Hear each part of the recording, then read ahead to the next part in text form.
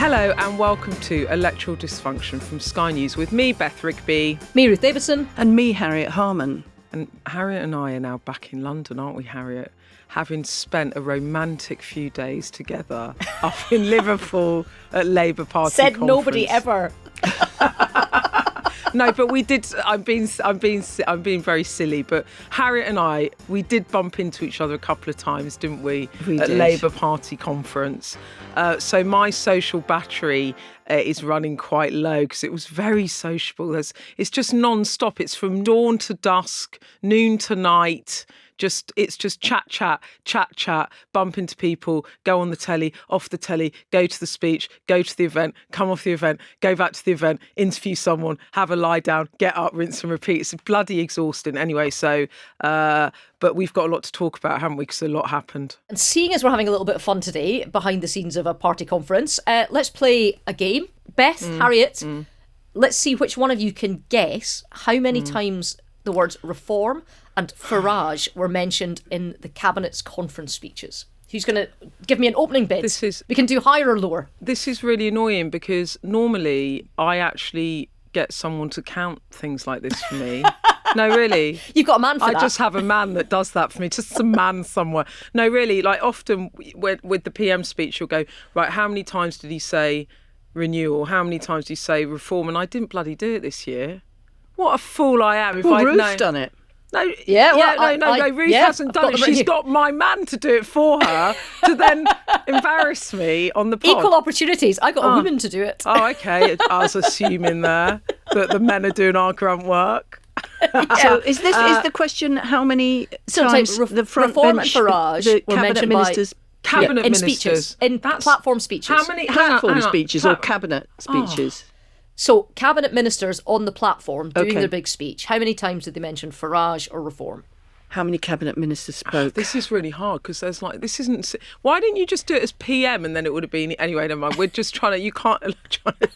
Let's just denigrate the question. 40? How many? No, it'd be more than that because you've got how many speeches? Yes, it's higher than 40. All right, let's just Higher say than 40. 20 speeches and they all mention them 10 times. That's like 200 times. No, less than that. 100 Harriet's closer. times. 65. And the only cabinet member not to mention them at all was Lisa Nandy.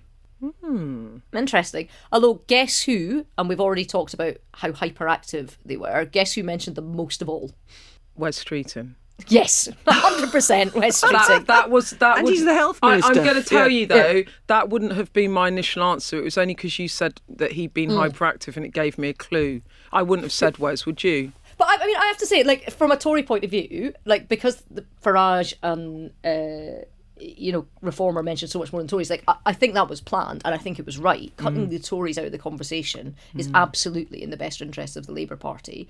And I think number 10 would probably be quite happy at the end of the conference that they'd, established that the dividing lines within the country are reform versus Labour, and they're on the Labour side, and they would be very happy that all of this chat about Andy Burnham before he arrived and how the PM was under threat and he was going to be under challenge, like Burnham was slinking away at the end. So from that, I think they'd be happy. But I'm not entirely sure that when the dust settles, it's going to have been a great conference for them.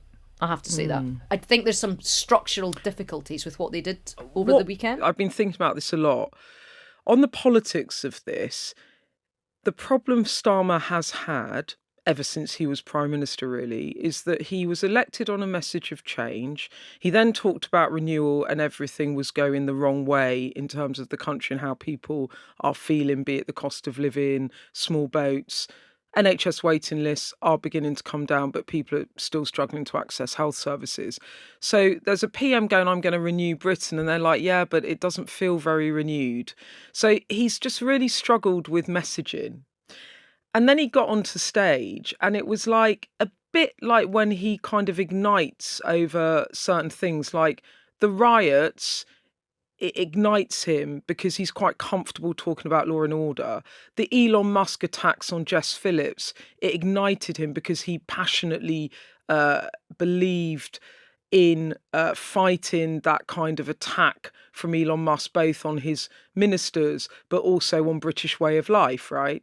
So there's moments I've seen Starmer ignited. And I think what politically was good for him about the reform positioning is it ignited him. He actually brought some purpose and passion to the argument about trying to frame the next election, which is what he has done, between the battle of Labour and his vision for Britain and the way he is trying to frame what Farage's vision of Britain is, right? And Ruth, we can definitely get into kind of some of the complexities and difficulties because I think they're already getting in a bit of a pickle over the racism remarks, for example, around some of Reform's policies.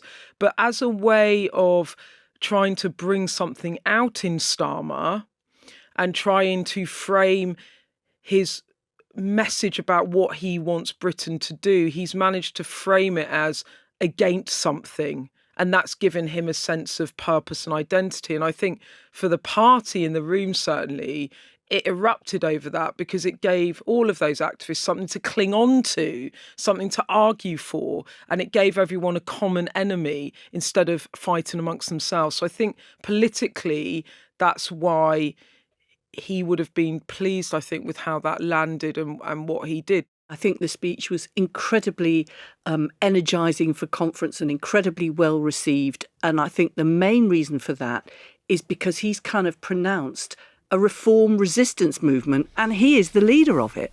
So it's very unusual for a government to be talking about an opposition party. Normally, they say, we're in government, you've given us our backing, this is what we're doing, and this is what we're going to further do. And especially when the general election is not for a few years to come, it is unusual. But these are very unprecedented circumstances. That's what he was saying. And he was saying, we are not going to put up with this. These are not Britain's values. And the party who are reading what they're reading in the polls about reform and who are facing them on the doorstep because there are elections in Scotland, Wales and throughout England in May, they wanted to hear that he understood exactly what's going on. So he said, we are not going to, we are concerned too about uncontrolled immigration. We want to control it. That's right. But we are not going to have people setting firebombs outside hotels. We are going to be patriots and we're going to be patriotic about a diverse Britain. So he was really strong on that side of things. But he also was looking to those sectors of the electorate who've been leaving Labour to support reform. He was saying, we are for you and we admire and respect you and we see you and this is an important part of our policy. So he changed the big policy to one of the two big policy changes he announced. One was on the health service, but the other was on scrapping the target of 50% of young people going to university and instead making it a target of university, but also gold standard apprenticeships.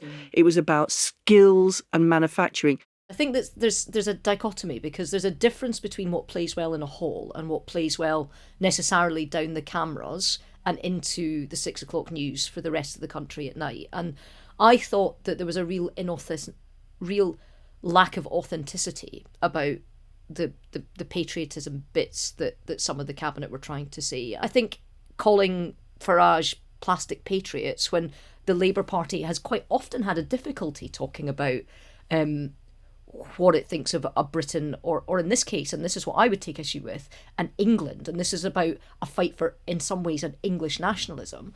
Like I found it quite difficult to listen to a Prime Minister of the UK whose big electoral tests that are coming up are in Scotland and Wales. And, Labour has won Wales since the 1922 general election. Every general election, every Welsh Assembly election, every Senate election, he could be the man that loses Wales for the first time in 104 years. And he says that he's proud of Britain because of the Lionesses, Oasis and the Red Roses, an English football team, an English pop band and an English rugby team. Rugby's practically a religion in Wales. And the the Red Roses are like the kind of the grudge match, like this idea, like it's so insular.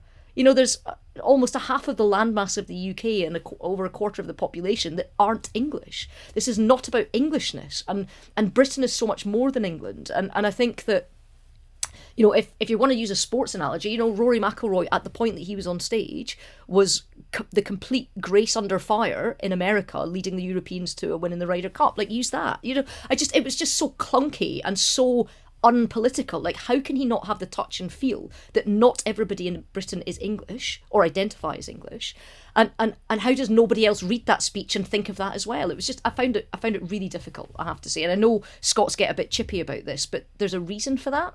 I can actually see what you mean, because he was trying to make a joke about the nations, and he was trying to make a joke about kind of he had to support England football team, and he was trying to make life in the hall. It wasn't just the English flag that they had laid out; it was the flags of all the nations. But you're right that, well, if that's how it made you feel, then that's how it made you feel, right? I think that there's some really authentic ways that you can talk about Britishness if your party has not necessarily been that comfortable talking about it before, which would work for Labour, like talking about the institutions of Britain and the NHS, for example, which is always a big highlight of Labour conference. That would be authentic. But the kind of wrapping yourself in the flag and having little plastic ones that you wave for the delegates for the first year ever because, my God, Reform are beating us in the polls does not feel authentic. It feels like, oh shit, we have to do something about patriotism because we're getting cuffed. Like, do you know what I mean? Like, it feels like a reaction. But the point is that you've got a party that is running away from the two mainstream parties, just running away, running away with it. Okay, and there's a reason that that's happening. Like, something is going on in this country, and you are right in the sense that maybe Reform started off as an English party, but your point about Wales and the prospect of potentially Labour losing Wales and the inroads that Farage is making into Scotland as well, it speaks to a broader national sense within the country that British politics is not working for people, and they gave the Conservatives a go, and that's an economic argument. If people feel economically better off, they're not so attracted to reform. And I think that Kemi Badenoch next week, and we'll get to that next week, I think she is going to try and make the economic argument, right? She's going to make the economic argument about probably Reform's economic plans or Labour's economic plans, and why the Conservatives are the ones. So she might make the economic argument. But the point here was the Prime Minister, he consciously made a cultural, societal argument. And maybe it is partly because he's leaning back into the things that he feels that he can connect with, that to try and connect with the public, which is, for example, the riots and the lawlessness around that, right? And it was interesting in the hall, the biggest cheer by far was when he talked about the Chinese takeaway that had been graffitied and people being told to go home. Because actually what he's trying to tap into in that speech, it's not just attack on Reform. He's trying to tap into a sort of sense of Britishness that he feels a lot of British people feel about being a diverse and multicultural society. And so I think the point he's trying to make about the patriotism is that he is actually acknowledging in that speech that there really is a sort of cultural fight here, and actually using that language of a battle for the soul of the nation. It's what Biden did in the midterm. I mean, it didn't go very well for him. I was about to say it didn't go very well for him. Yeah, but the point is, it didn't go very well for him. And there's a point here that this might not go very well for Starmer, that he might not be the guy, he might not be the leader that can kind of really take on Farage and Farage's type of politics and political communication. But the point is that Biden was trying to set their battle lines in that speech as a battle for the identity of America, right?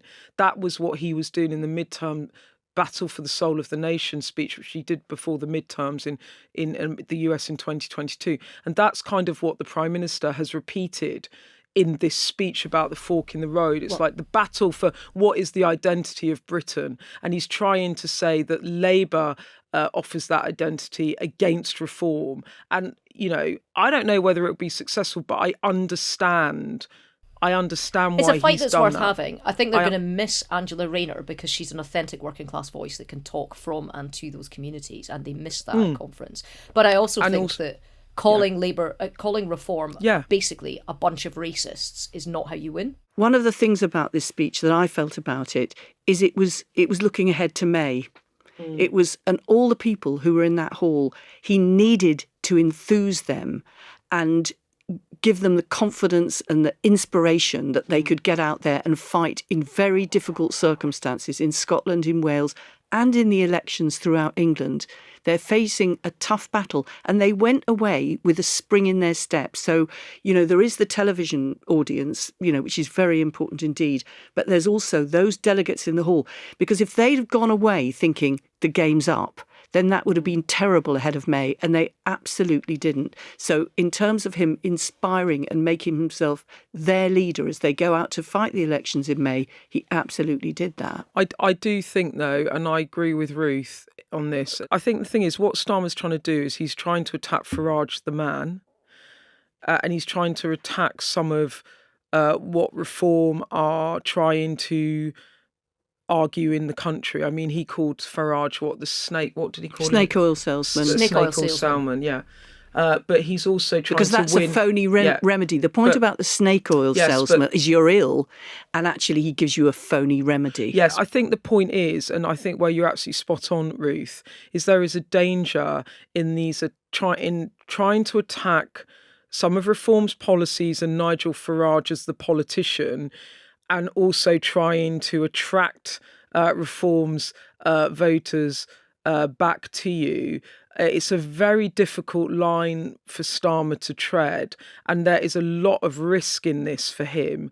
And there's a lot of danger that in sort of denigrating Farage and what Farage is, that somehow he insults those people that might be sympathetic to Farage, and therefore it has the opposite effect of what he's trying to do, which is to bring those voters back. It's a really difficult politically to land that, isn't it? Here's a problem that I had with it. I think, first of all, that in going after the man rather than the policies rather than the party in general, I think that's a distinction that the general public and voters don't make. I think it's an incredibly hard trick to pull off, and that voters just say, you're calling Reform a bunch of racists. I'm not a racist. I reject you. I think that's difficult. I also think that you give up one of the issues that you're talking about Reform is their coarsening of politics, their divisiveness. You give that up if you play the man and not the ball. And we had a Prime Minister that called Farage the enemy. We had a Foreign Secretary in Yvette Cooper that called him a plastic patriot. You had the Deputy Prime Minister say twice on camera that he flirted with the Hitler Youth and then had to retract it because it was not true. You don't get to have the higher ground after that. I think that's very difficult. And I think that trying to draw distinctions about what is a racist policy and what isn't got Keir Starmer into trouble. And Beth, you did an interview with Keir Starmer, and he's falling over himself. He hadn't worked out his lines at all on this. Yes, let me just, before we get into that, we probably should just quickly explain, because you might have missed this. We're assuming that you know what happened over the weekend. What happened over the weekend was the Prime Minister went on the BBC, and this was his first he normally does the Laura Kuenssberg show on the Sunday morning before conference, and it's sort of the framing interview of conference. And he went on the show, and he said that Farage's policy to deport those with indefinite leave to remain, so they're people that might have lived here legally, they're living here legally, they've lived here for a long time, potentially many, many years, but they haven't got citizenship, but they have a right to live here. He announced a policy plan in which potentially hundreds of thousands of people would be deported unless they hit very, very high criteria on English language speaking or income or not having any sort of criminal record. So this is the policy. It's yet to be properly fleshed out. And Starmer made the argument that he thought this policy was both immoral and racist. And I think racist really was the watchword of that, because a lot of people might look at that policy and think that it's not racist, it's quite reasonable. A lot of people that are anxious about levels of immigration in this country might think that that policy isn't racist. I'm just saying, I know and also, I mean, just to throw in, on this, on the same sort of 48-hour news cycle as Starmer sort of framed that as a racist policy, Labour also announced rules to tighten up what the criteria are for indefinite leave to remain. So it's like, this is a racist thing that we're going to do, but less so. It felt confused to me. I think the story about this is that I don't think that he'd planned to say it was racist.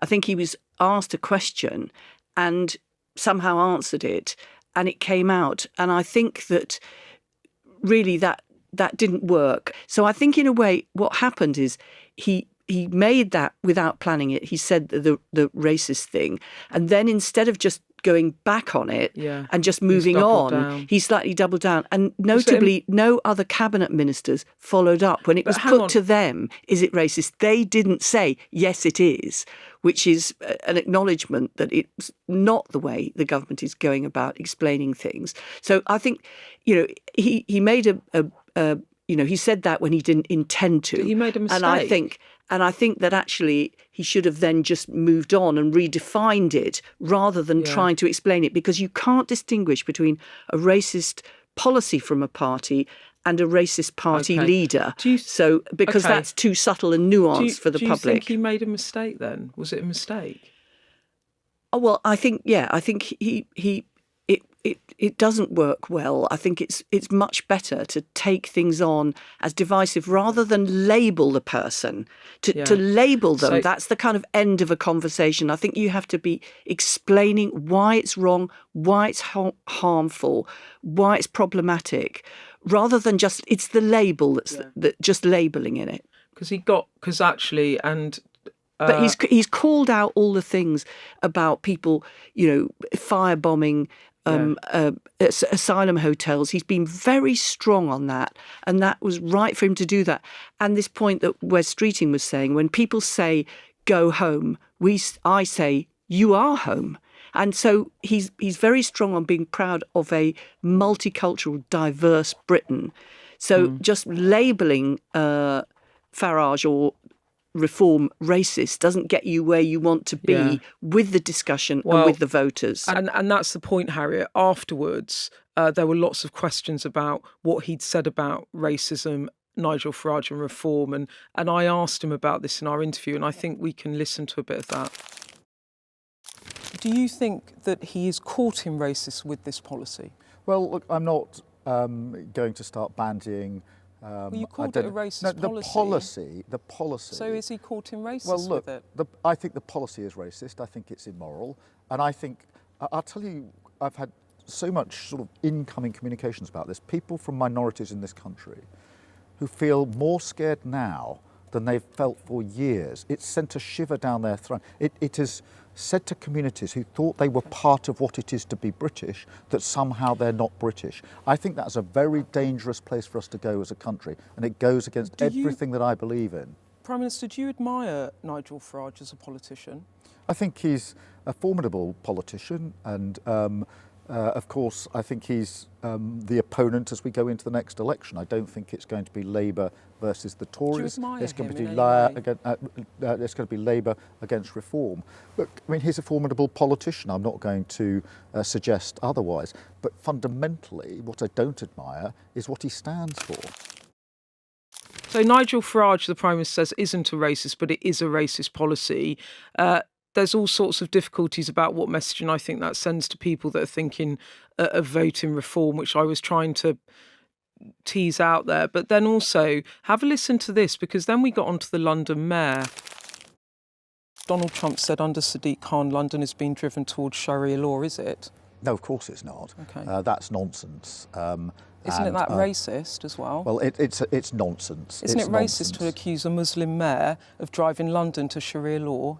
I'm not going to start down the road of discussing whether things said by others are racist or not. Well, you just discussed Nigel Farage having a racist policy, so you literally are discussing that. I have been really clear that the idea that in London we're introducing Sharia law is rubbish. Is it racist? It's rubbish. You can call Nigel Farage's policy racist, but when Donald Trump makes what is clearly a very racist remark towards the London mayor, accusing him of pushing London to Sharia law, he's a Muslim mayor, you can't call it out. And I think, and again, this comes back to kind of authenticity and realness and all the rest of it. I mean, everybody can see what Trump is doing is a race baiting statement. They can see it. But even if you acknowledge that it's probably not very practical or in Britain's best interest for a very thin-skinned American president to be called out by the PM like that, it won't be in our interest. You can't then, because it is in your interest to take on somebody that's beating you in the polls, to call them all the names under the sun. Like, I hold no candle for Nigel Farage. You know, I'm not one of the Tories that would ever, ever, ever in a million years be tempted by reform. I think they are, I think that type of populism, that kind of sort of empty kind of jangling, the divisiveness, I hate it. You know, that there's not a value system there. But I also think that, and I'm not sure how to take them on, and I know the Tories have struggled and failed, and I know Labour are trying this approach. I'm not sure this is the right approach, because fundamentally what they're doing is saying this party, these policies that are based around migration, they're based around who should and shouldn't be in the country of the United Kingdom, are racist. And I don't think that's telling the electorate a new thing. They know what the policies of reform are on migration and who gets to stay in our country or not. That's what's attracting people to vote for them. Reform talk about almost nothing else but that. So why, you know, what genius in the Labour Party decided that this is the ground on which you can beat them back? I mean, I think that there is a moral argument to be made about what Britain is, what a modern Britain is, what an inclusive Britain is. I think that is different from England, and I think that particularly for people of ethnic minorities, there's a greater comfortableness talking about Britain and the UK, because these are not necessarily interchangeable. But I think that there's also an issue about talking about what is it that you need from the politics of this country? What do you need from your political leaders? And is that something that Nigel Farage is actually offering you? And in our opinion, it is not. And here's why it is not. And if you stick with us, you've given us 5 years, judges at the end of that 5 years. I think that's a much better approach. So the snake oil stuff, the snake oil salesman line, I think does land and it does work, because I think there is an element of false promise that's being put forward by reform. But I think going for them on racism, I think will backfire and backfire pretty large. I mean, yeah, he got in a tangle. I mean, he walked right into that. He got in a tangle there, didn't he? Because you. Well, it's just difficult when you're a prime minister. Every single word you say, and he's 24/7 on the job, every single word you say has huge resonance, you know, not just in this country, but all around the world. So I think it's inevitable that from time to time, any prime minister will say something which is not quite right. But the point is then to move on from it, not to double down on it, because I think to try and distinguish between a racist party leader, a racist policy, and then not feel as if you're calling the voters that might want to support them racist, that's too nuanced. It's too nuanced, isn't it? People are what they're going to hear is, you're saying that Nigel Farage's policies, you're saying that it's racist, and that makes me feel like you're criticising me if I might think about voting for them. I mean, in the nutshell, that's the risk, right? And that's why other cabinet members didn't follow him down that road. So I think after he'd made that initial spontaneous remark on his interview to Laura Coombsberg, he should have moved on from that. And that's what he should do now. And actually, because people don't like name calling, and they don't like branding of an individual and just challenging somebody's motives. They need the argument. And I think he did make the argument about what reform stands for, he's against. And I think it was absolutely right for him both to show that he's got policies that would appeal to people who are from communities who feel they've been left behind, and from working class occupations that are not being valued. He'd got policies to address that. He's very clear on the values, and that's the two paths that he should carry on going down ahead of May, because I think really this speech was about May. Yeah. The elections in May. Yeah. Because I think there's a problem with Starmer here as well. And it's not that, I mean, anyone can say something or go too far in an interview and have to walk it back. And I think you're right, Harriet. I mean, it's clear he didn't mean to or want to say racist, or after he said it, suddenly thought we need to walk this back a bit. But then he didn't really want to, so he sort of doubled down, but nobody else is backing him up in the party. So there's that element of it. But there's also a problem about how good you are at communicating. And I know I always talk about communication being so important in politics, but a politician that was at the top of their A game, who was, was ring ready, who'd done loads of interviews, he'd be being asked about racism and reform and where the line was for Labour for days by the point that Beth did that interview. And the trap that she set for him was like a 4-step trap. I mean, it was done well, it was carried out well, but a politician at the top of their game, by the second step of that, talking about, so is this racist, is it not, I can't, would never have fallen into that trap because they would have seen it coming. Their alarm bells would have been ringing in their head. Like like I say, somebody very political like a Sadiq Khan or somebody that was, on it during conference like a Wes Streeting or others would have seen that coming and would have found a way to try and get around it. And he fell into it because he's fundamentally quite clunky and not very political. Well, look, I spoke to a cabinet minister on the Sunday night after he'd first made these remarks, and I said, "What do you think?" And they said, "It's risky because of all the things that you both have just said about how reform voters or those thinking about reform might absorb that, and how it might make them feel about how Starmer is talking to them." But they said net, they thought it was positive. And the reason they thought it was positive was because it drew a battle line between Labour and Reform. And I guess now we've got the contours of this fight, right? And then he'll move on from this racist policy stuff. He'll probably, I imagine, will try to drop that language a bit, and then he'll move on to the next thing. It's interesting, he did an interview with Chris Hope at GB News, asked him something interesting about the small boats and illegal crossings, and he said they're Farage's boats.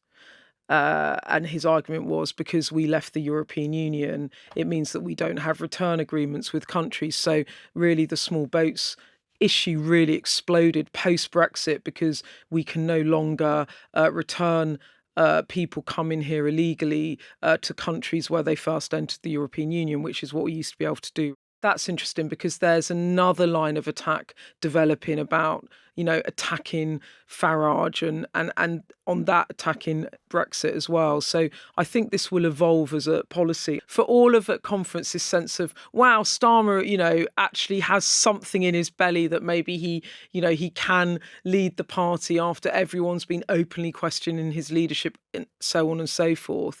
You've got the budget in November, on the November the 26th, going to be absolutely horrific with billions of pounds of tax rises, probably from a chancellor that said, I'm not coming back for more. And I just think that budget is going to be really, really, really difficult point for the government. And then you're into these local elections in May, where the government, again, Labour could be in real difficulties. So, for all of the sort of analysis that Starmer did about where the political battle lines are and what he thinks Labour does, the actual delivery of this promise of renewal, there is a massive ocean between kind of where he is and where he wants to get to that he's got to swim through.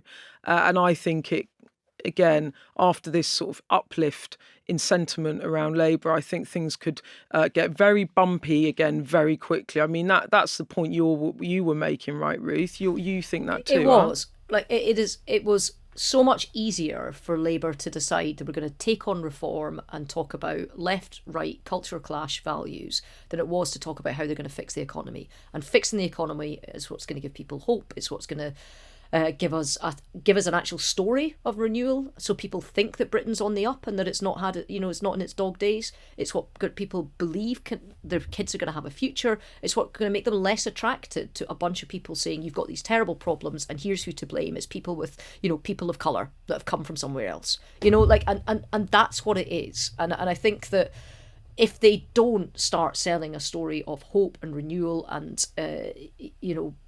economic advancement and able to demonstrate it, then I honestly think that the fundamentals for Labour won't have changed. Wow, well, I think we fundamentally dissected the Labour Party conference, and guess what? Next week we can do it all again with the Tories. Hurrah! That is it for today. Beth, I think you might need a little lie down in a darkened room because you've pulled one heck of a shift. Well, we'll see how you get going in Manchester. What I'm very upset about Manchester is that I saw Harriet Harman at Labour and I'm not going to see you there, am I, Ruth you are Davidson? not. And I feel like you should. I think you should come along, because I'm going to do a live ED interview again with another shadow cabinet minister. And Harriet loyally came to Wes Street Inn, so I feel if you aren't Well, there, to be I'm fair, going there was a very big cocktail there as well. Actually. I did give her a couple of cocktails. Now it comes out. Now the bribery comes out. There might have been bribery or money exchanged. Yeah, right.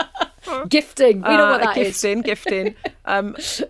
I really want you to come, Ruth. I'm very excited about going to Manchester because I'm going via Wigan to see my Auntie Rita, my Uncle Jeff and my cousin Jane and Phil and some of my family. So I'm going to Wigan and then so I'm looking forward to that. I don't know if they're looking forward to seeing me, but I'm looking forward to seeing them. Meanwhile, we've had some amazing messages lately, not least from lovely Emily about Finlay and her. So keep your messages coming in. We love hearing from you. The number to WhatsApp is 07934 200 444, or you can always email us at electoraldysfunction@sky.uk. And one more thing.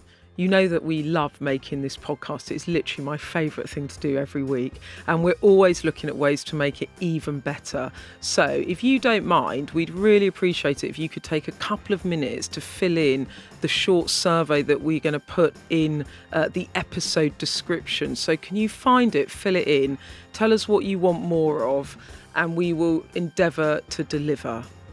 Just like Keir Starmer's going to try and do with his national renewal. And you'll find the link in the episode description. Yeah. Okay, we got to go. Thanks for listening. Goodbye. Bye. Bye-bye.